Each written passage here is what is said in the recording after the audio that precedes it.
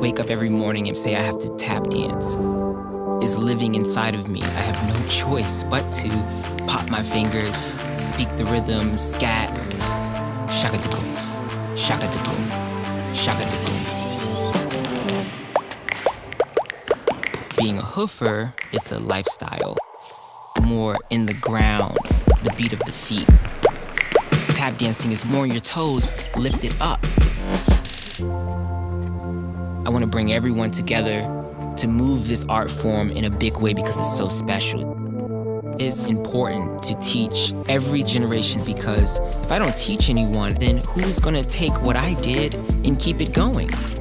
People say tap has died.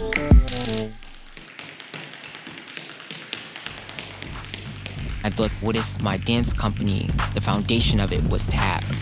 What if I sprinkled ballet, hip-hop, everything around it so that everyone felt included and be a part of the tap dance again? It's all about interaction. You want to know the dancers inside and out, so when you're on stage, you can improvise whenever you need to. It's not just a dance company, it's family. This is the way of the hoofers.